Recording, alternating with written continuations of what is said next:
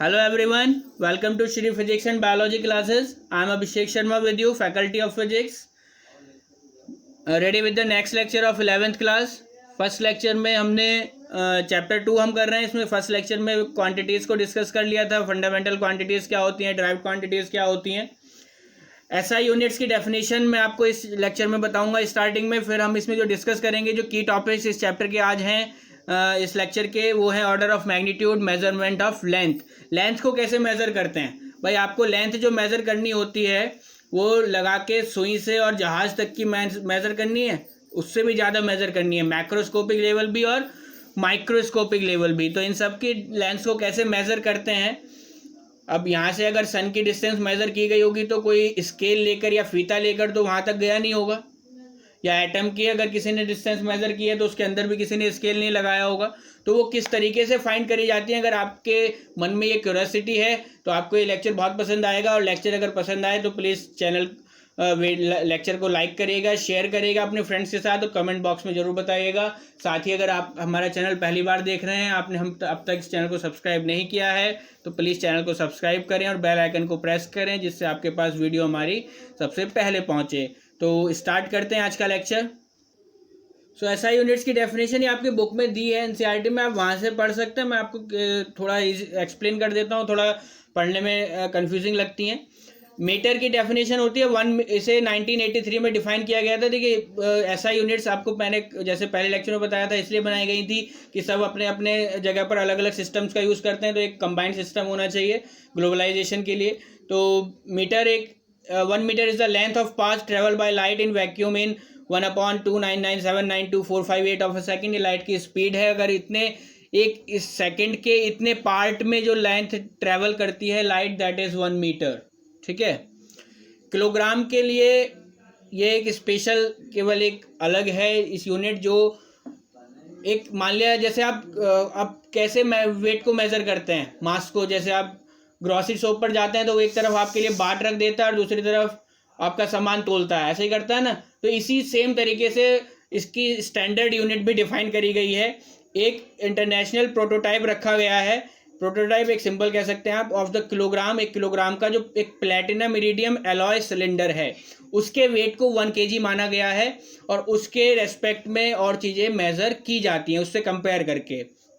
Second है, second is the duration of 9192631770 periods of the radiation corresponding to the transition between the two hyperfine levels of the ground state of cesium 133 atom. ये caesium 133 atom के ground state के कुछ transition होते हैं, उनके बीच में जो इतने पीरियड्स का एक ड्यूरेशन होता है उसे 1 सेकेंड कहते हैं.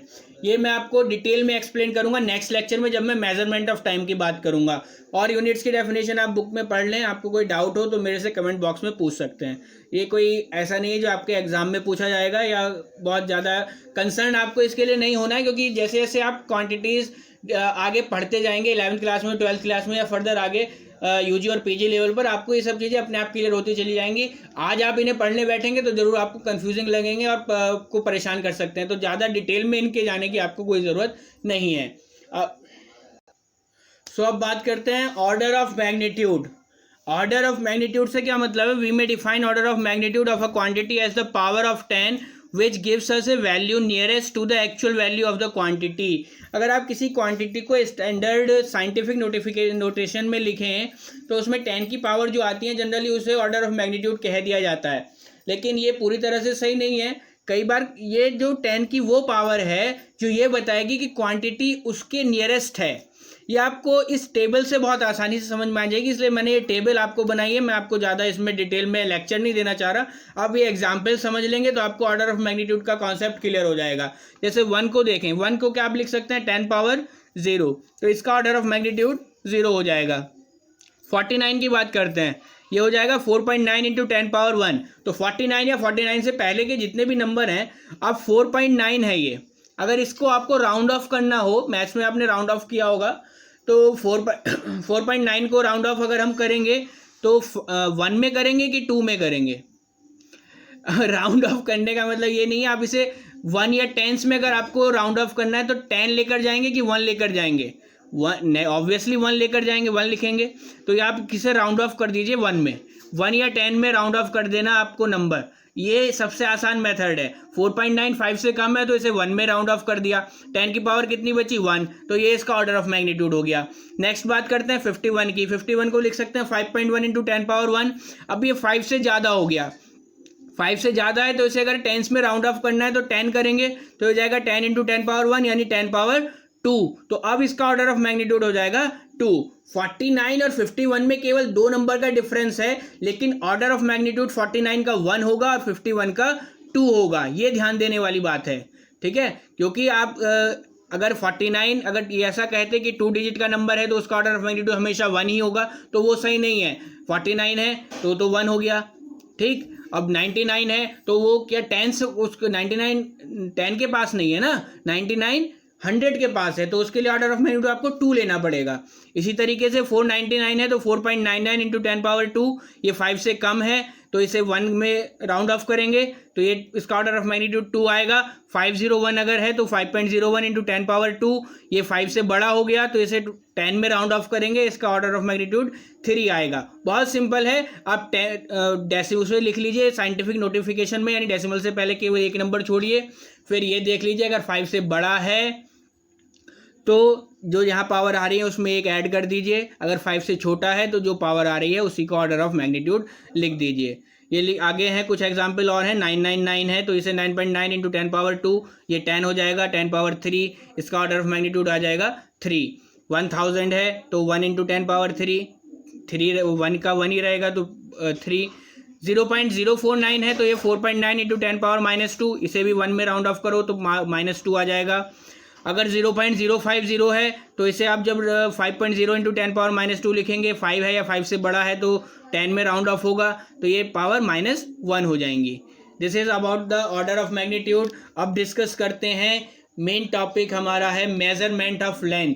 लेंथ को कैसे मेजर करते हैं, इस क्वेश्चन का जवाब देने से पहले हम ये देख लेते हैं रेंज क्या है लेंथ की। रेंज से हमारा मतलब है कि जैसे सबसे कम लेंथ हम कौन सी पढ़ते हैं, रेडियस ऑफ प्रोटॉन। अगर देखें भाई सबसे छोटा आप न्यूक्लियस को ही मान सकते हैं, न्यूक्लियस में भी प्रोटॉन है तो प्रोटॉन की रेडियस जो होती है 10 पावर -15 मीटर की होती है। और सबसे बड़ी डिस्टेंस की बात करें तो वो यूनिवर्स के साइज का जो एस्टिमेशन किया गया है वो 10 पावर 26 मीटर है। तो ये एक वास्ट रेंज है। मैक्रोस्कोपिक लेवल भी हम पढ़ रहे हैं, माइक्रोस्कोपिक लेवल भी पढ़ रहे हैं। तो इसमें इन डिस्टेंसेस को कैसे मेज़र करते हैं, जो डायरेक्ट मेथड होते हैं लेंथ के मेज़र करने के वो तो एक सिंपल है, हमें स्केल पता है। स्केल जैसे ये स्केल है, this is called metre scale. इसमें ये कॉलम बने हुए हैं, एक तरफ इंचेस के एक तरफ सेंटीमीटर के। आपको अगर ये डिस्टेंस मेज़र करनी है आप इसे 0 पर रख देते हैं और यहाँ से यहाँ तक कह देते हैं कि ये 10 सेंटीमीटर हो गया, ये 20 सेंटीमीटर, जो भी आपको नंबर दिखता है। तो ये तो एक डायरेक्ट मेथड हुआ जिसे हम मीटर स्केल कह सकते हैं। इसकी जो रेंज होती है वो 10 पावर -3 मीटर तक, यानी 1 मिलीमीटर तक आप मेज़र कर सकते हैं मिनिमम, और ज़्यादा से ज़्यादा 100 मीटर कह सकते हैं। आप चलो मान लें फीता बढ़ा के हम 100 मीटर नहीं और किलोमीटर तक मेज़र कर सकते हैं, लेकिन इससे ज़्यादा मेज़र नहीं कर सकते हैं। फिर आता है वर्नियर कैलिपर्स। ये आप 11th क्लास में एक्सपेरिमेंट भी करेंगे लैब में, फिजिक्स लैब में। तो ये मिलीमीटर को 10 पार्ट्स में डिवाइड करके फाइंड कर सकता है, यानी 10 पावर -4 मीटर तक हम इससे फाइंड कर सकते हैं। स्क्रू गॉज है तो उससे 10 पावर -5 मीटर तक कर सकते हैं। ये भी एक फिजिक्स लैब में आप एक्सपेरिमेंट करेंगे। तो अब ये तीनों चीज़ें डायरेक्ट मेथड हैं। इसके अलावा जितनी डिस्टेंसेज हैं वो इनडायरेक्ट मेथड से फाइंड करी जाती हैं, क्योंकि ना आप रेडियस ऑफ प्रोटॉन के लिए स्केल का यूज़ कर सकते हैं, ना यूनिवर्स का साइज एस्टिमेट करने के लिए स्केल का यूज़ कर सकते हैं। तो इनके लिए आपको कुछ और मेथड्स ढूंढने पड़ते हैं। वो कौन से मेथड हैं वो हम आज डिस्कस करते हैं। सबसे पहले देखते हैं फॉर लार्ज डिस्टेंसेज। अगर लार्ज डिस्टेंसेज हमें मेजर करनी है तो हम कौन से इनडायरेक्ट मेथड्स का यूज़ करेंगे। इसके लिए एक मेन मेथड यही है, पैरेलैक्स मेथड। तो पैरेलैक्स मेथड से इसकी हेल्प से हम डिस्टेंस ऑफ प्लैनेट या स्टार से डिस्टेंस या उसके साइज को भी पता कर सकते हैं। सबसे पहले बात करते हैं पैरेलैक्स क्या है। पैरेलैक्स है, अगर आप छोटा सा एक्सपेरिमेंट अभी करके देखिए, आपके सामने अपने सामने किसी एक चीज़ को फोकस करिए, किसी भी एक चीज़ को फोकस करिए, फैन को, कोई बोर्ड हो सकता है, किसी भी चीज़ को, और फिर आप अपनी लेफ्ट आई को बंद करिए, फिर उसकी पोजीशन को देखने की कोशिश करिए, फिर लेफ्ट आई को ओपन करिए और राइट आई को बंद करिए, तब उसकी पोजीशन देखने की कोशिश करिए। आपको बैकग्राउंड के रेस्पेक्ट में उसकी पोजीशन चेंज मिलेगी। ऐसा क्यों हो रहा है भाई? ये दो आंखों का खेल है। हमारे पास अगर एक आंख होती तो हमें चीज़ें जैसी थी वैसे ही दिखाई देती, लेकिन क्योंकि हमारे पास दो आंख हैं तो अगर एक आंख से हम देखते हैं तो उसकी पोजीशन थोड़ी स्लाइटली चेंज हमें नज़र आती है। ऐसा इसलिए इस फिनोमेना को ही हम बोलते हैं parallax. Is the name given to change in position to of an object with respect to the background के रेस्पेक्ट में उसकी पोजिशन चेंज होती है। अगर इसे हम कह सकते हैं कि ऑब्जेक्ट को अगर हम दो अलग पोजीशन से देख रहे हैं तब उसकी पोजीशन चेंज हो जाती है। This is called parallax. और इन दोनों ऑब्जर्वेशन पॉइंट्स के बीच की जो डिस्टेंस है उसे कहते हैं बेसिस। तो जो हमारी दो आंखों के बीच की डिस्टेंस है उसे हम बेसिस भी कह सकते हैं। पैरेलैक्स ऑफ आईज का एक सिंपल सा एग्जांपल है। लेफ्ट आई और राइट आई के लिए मैंने यही बनाया हुआ है, कोई एक फिक्स पॉइंट है। ये डिस्टेंस तो बराबर रहेगी दोनों आई से अगर आप लेंगे। एंगल इनके बीच में थीटा है। ये जो डिस्टेंस है इसे बी कहते हैं बेसिस, और इस थीटा एंगल को कहते हैं पैरेलैक्स एंगल या पैरेलैक्टिक एंगल।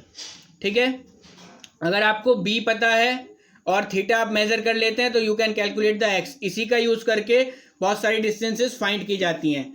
अब देखते हैं कैसे हम इससे प्लैनेट्स की डिस्टेंसेस फाइंड करते हैं। The parallax method has been used for measuring distances of stars which are less than 100 light year away. इससे कम डिस्टेंस वाले प्लैनेट्स की ही डिस्टेंस इससे मेज़र की जाती है। इससे ज़्यादा की क्यों नहीं की जाती है वो भी मैं आपको आगे बताऊंगा। पहले इस एक्सपेरिमेंट को देखते हैं कि कैसे करते हैं। हमने क्या लिया, diameter A B of earth orbit around the sun is chosen as the base line. बहुत ध्यान से देखना इस एक्सपेरिमेंट को, बुक में बहुत कंफ्यूजिंग लिखा होता है। स्टूडेंट्स बहुत कंप्लेन करते हैं कि सर ये तो समझ में नहीं आया। समझ में नहीं आना ऐसा कोई चीज़ नहीं होती है, आप इसे ध्यान से समझिए। बहुत इजी मेथड से मैं आपको समझाने की कोशिश कर रहा हूँ, इसलिए मैंने बहुत सारी लैंग्वेज भी यहाँ पर लिखी है जिससे कोई भी पॉइंट आपसे मिस ना हो। ये सन है, ये जो ज़्यादा डार्क मैंने यहाँ पर किया हुआ है ये अर्थ का रोटेशन एक्सिस है अराउंड द सन। अर्थ सन के अराउंड रिवॉल्व कर रही है, वो एक्सिस मैंने लिया है इस डायरेक्शन में। ठीक, ए बी एक डायमीटर है इसके पाथ का जिसे हमने एज द बेसिस लाइन लिया है। तो 6 जब अर्थ यहाँ पर होगी, पूरा 1 ईयर लगता है इसे मूव करने में, तो जिस टाइम अर्थ यहाँ पर होगी तब हम ऑब्जर्वेशन करेंगे। फिर 6 मंथ के बाद अर्थ बी पॉइंट पर होगी तब हम ऑब्जर्वेशन करेंगे। हमें क्या करना है, ये एन एक नियर बाई स्टार है whose distance D from earth is to be measured. इसकी अर्थ से डिस्टेंस हमें मेजर करनी है। अर्थ से डिस्टेंस ए से ए एन भी होगी और बी एन भी होगी। एफ जो है वो फार ऑफ स्टार है whose direction is taken practically the same at all position. F जो है वो बहुत दूर एक कोई स्टार है, इसकी पोजीशन हम ये मान रहे हैं कि अगर अर्थ यहाँ पर है तो भी चेंज नहीं हो रही है, अर्थ यहाँ पर है तो भी चेंज नहीं हो रही है। इसलिए मैंने ये बताया था कि इसे केवल उन प्लैनेट्स के लिए यूज़ करते हैं जिनके डिस्टेंस 100 लाइट ईयर से कम है। उससे ज़्यादा अगर डिस्टेंस है तो फिर हमें ये एंगल नहीं मिलता है, जो एंगल हमें 100 लाइट ईयर से कम होने पर ये एंगल मिल जा रहा है। ठीक है, फिर से समझ लीजिए, जब ये प्लैनेट बहुत दूर होता चला जाएगा तो अगर ये एन पॉइंट बहुत दूर होता चला जाएगा तो ये एंगल बहुत छोटा होता चला जाएगा। अभी भी ये बहुत छोटा एंगल है, मैंने आपको बनाने के लिए बहुत बड़ा यहाँ पर लग रहा होगा आपको। ये सेकेंड्स में एंगल होता है, डिग्रीज में भी नहीं होता, सेकेंड्स में या मिनट्स में होता है। तो बहुत छोटा एंगल है, अगर ये और दूर होता चला जाएगा तो फिर ये एंगल और छोटा होता चला जाएगा, या कह सकते हैं पोजीशन सेम रहेगी। इसलिए हमने एफ स्टार यहाँ पर दिखाया, एफ ही यहाँ पर दिखाया है। हम ये मान रहे हैं बहुत दूर एक स्टार है जिसकी पोजीशन ए और बी के रेस्पेक्ट में चेंज नहीं हो रही है। ठीक है, क्लियर। अब आगे पढ़ते हैं। Suppose A is the position of earth in its orbital motion at any time. जैसे मैंने आपको बताया था, हमने ए मान ली उसकी कोई position. Using an astronomical telescope we measure angle F A N is equal to θ1। Telescope होते हैं बड़े बड़े, उससे हमने एफ ए एन को मेजर कर लिया जो θ1 आता है। F A N A N S के बराबर होगा तो ये भी θ1 हो जाएगा। आफ्टर 6 मंथ अर्थ जो है पॉइंट बी पर होगी, डायमेट्रिकली अपोजिट पॉइंट हमने माना है इसका, तब हम ये angle F B N measure कर सकते हैं, वो θ2 आता है। तो एंगल बी एन एस भी θ2 होगा। क्लियरली अगर आप देखें एंगल ए एन बी क्या होगा, θ1 प्लस θ2। ये एंगल है जो ए बी सबटेंड कर रहा है पॉइंट एन पर। अब एंगल का फॉर्मूला लगा दीजिए, angle is equal to arc upon radius A B will be treated as arc, क्योंकि ये बहुत बड़ा सर्किल बनेगा तो A B upon A N, तो यहाँ से ए एन कैलकुलेट करा जा सकता है ए बी अपॉन θ1 प्लस θ2। तो ये तो हमने ऑब्जर्व किए ही हैं। ए बी क्या है, सन की अर्थ से डिस्टेंस, वो हम पहले मेजर अगर मान ले कर चुके हैं, जो हमने मानी थी एस्ट्रोनॉमिकल यूनिट के बराबर होती है 1.5 इंटू 10⁻11 मीटर, तो उसकी डबल हो जाएगी ये, तो उसकी ट्वाइस कर देंगे। ए बी हम यहाँ से कैलकुलेट कर सकते हैं, θ1 θ2 को मेजर कर लिया है, तो यहाँ से हम ए एन को फाइंड कर सकते हैं। A N is the distance between the earth and the nearby star. तो 100 लाइट ईयर से कम डिस्टेंस पर जो स्टार्स हैं या प्लैनेट्स हैं या सैटेलाइट्स हैं, उनसे अर्थ की डिस्टेंस हम मेजर कर सकते हैं यूजिंग पैरेलैक्स मेथड। अब पैरेलैक्स मेथड की एक और एप्लीकेशन पढ़ लेते हैं, size of N astronomical object like moon. मतलब डिस्टेंस तो मेजर कर ही सकते हैं, जो कुछ दूरी पर हमारे से प्लैनेट्स या सैटेलाइट्स हैं उनके साइज को भी हम इससे फाइंड कर सकते हैं। मेथड लगभग सेम रहेगा। हमने क्या करना है, वो हमने मान लिया एक ऑब्जर्वेशन पॉइंट है अर्थ पर, ये अर्थ का सरफेस है, ये हमने मून लिया है। An astronomical telescope is focused on moon to observe an image in the form of a circular disc. एक एस्ट्रोनॉमिकल टेलीस्कोप से मून की इस तरह की इमेज ली जाती है जिससे एक सर्कुलर डिस्क की एक इमेज हमें मिल जाए। Angle between the two directions when two diametrically opposite points of the moon are viewed through the telescope. उस टेलीस्कोप से हम मून के दो डायमेट्रिकली अपोजिट पॉइंट्स को ऑब्जर्व करते हैं। पहले ए को ऑब्जर्व करेंगे, फिर बी को ऑब्जर्व करेंगे। इसके बीच में जैसे टेलीस्कोप मान लिया इस तरह से रखा जाएगा, तो इसे टेलीस्कोप को घुमाने में जितना एंगल घूमेगा वो एंगल हम मेजर कर लेंगे। एस जो है वो एवरेज डिस्टेंस है मून की from the surface of earth, तो एस जो है ए बी से बहुत बड़ा होगा, तो A B can be treated as the arc, तो theta will be equal to A B upon S. A B अगर हमें एस पता है तो we can calculate the size of the moon. तो पहले मेथड से हम एस कैलकुलेट कर लेंगे, फिर हम ए बी कैलकुलेट कर लेंगे। तो angle subtended by two diametrically opposite ends of the moon at a point on earth is called, this is called angular diameter of the moon. ये जो एंगल बनाता है, क्योंकि ये मून के डायमीटर से ही एंगल बन रहा है, तो इसे angular diameter of the moon भी कहते हैं। इसकी जो वैल्यू होती है 0.5 डिग्री होती है, बहुत छोटा एंगल ये बनता है। पैरेलैक्स मेथड को और थोड़ा क्लियर करने के लिए मैंने यहाँ पर एक एग्जांपल और आपके लिए करके सॉल्व किया है, इससे समझ लेंगे तो थोड़ा और क्लियर हो जाएगा। इससे क्वेश्चन आने के चांसेस होते हैं एग्जाम में। तो एक क्वेश्चन है, the parallax of a heavenly body measured from 2 points diametrically opposite on equator of earth is 2 minute if radius of earth is 6400 kilometre, calculate distance of the heavenly body. बहुत simple question है। Angle हमें दिया है 2 minute, इसे हम पहले radian में convert कर लेंगे, डिग्री में कन्वर्ट करेंगे, फिर उससे रेडियन में कन्वर्ट कर लेंगे। ये हेवनली बॉडी हमने मान ली है, इसे अर्थ के 2 डिफरेंट डायमेट्रिकली अपोजिट पॉइंट से ऑब्जर्व किया गया है। तो डायमीटर ऑफ अर्थ, रेडियस पता है 6400 किलोमीटर, उसका ट्वाइस, तो ये आ गया है 1.28 इंटू 10⁻7 मीटर। ये डिस्टेंस हमें कैलकुलेट करनी है। एंगल का फार्मूला लगा दीजिए, L is equal to R theta आ जाएगा, यहाँ से R is equal to L by theta formula रखेंगे, आर की वैल्यू फाइंड कर सकते हैं। तो ये this is all about parallax method. बहुत इंपॉर्टेंट मेथड है, बहुत कंफ्यूजिंग रहता है। आई होप आपको इस लेक्चर में बहुत आसानी से समझ में आया होगा। फिर भी आपको कोई डाउट होता है तो आप मेरे से कमेंट बॉक्स में पूछ सकते हैं। अब बात करते हैं फॉर वेरी स्मॉल डिस्टेंसेज। जैसे लार्ज डिस्टेंसेज में बच्चे कंफ्यूज रहते हैं कि सर इतनी बड़ी डिस्टेंस कैसे मेजर की, ऐसे ही छोटी डिस्टेंस में भी कंफ्यूज रहते हैं कि ये कैसे मेजर की गई, यानी मॉलिक्यूल का साइज या इलेक्ट्रॉन का साइज, प्रोटॉन का साइज, उनके बीच की डिस्टेंसेज वो कैसे मेजर की जाती हैं। तो नॉर्मली तो ऑप्टिकल माइक्रोस्कोप का हम यूज़ कर सकते हैं, लेकिन ऑप्टिकल माइक्रोस्कोप भी जो होता है वो विजिबल लाइट की रेंज में काम करता है। विजिबल लाइट की रेंज होती है 4 into 10⁻7 metre to 8 into 10⁻7 metre के रेंज की। तो इसे भी हम और ज़्यादा स्मॉल साइज यानी मॉलिक्यूल के साइज़ के लिए तो यूज़ नहीं कर सकते हैं। हाँ, कुछ के लिए कर सकते हैं जिनके लिए कर रहे हैं, लेकिन मॉलिक्यूल्स के लिए नहीं कर सकते हैं। इलेक्ट्रॉन्स, फिर एक कॉन्सेप्ट आता है इलेक्ट्रॉन्स का, जो आप 12th क्लास में पढ़ेंगे कि ये भी वेव्स की तरह काम कर सकते हैं। तो ये जो वेवलेंथ बनाते हैं वो 0.6 इंटू 10⁻10 मीटर के बनाते हैं। तो एक इलेक्ट्रॉन माइक्रोस्कोप का यूज़ करा जाता है तो resolve atoms and molecules in material. Atoms और मॉलिक्यूल्स के बीच के डिस्टेंसेज या उनके साइज को फाइंड करने के लिए इलेक्ट्रॉन माइक्रोस्कोप का यूज़ किया जाता है। तो इस तरह से फाइंड करते हैं। लेकिन इसके अलावा भी size of molecule of oleic acid, ये एक टॉपिक एनसीईआरटी में भी दिया है और भी आपको बुक्स में मिल जाएगा। बच्चे कंफ्यूज बहुत रहते हैं इसमें कि सर ये तो समझ से में नहीं आता कि ये लिखा क्या है, तो मैंने इसे एक इजी लैंग्वेज में आपके सामने यहाँ पर लिखा है और बहुत कोशिश कर रहा हूँ कि एक आसानी से आपको ये समझ में आ जाए। एक एक वर्ड को अगर आप ध्यान से सुनेंगे और देखेंगे तो ये आपको ईजिली समझ में आ जाएगा।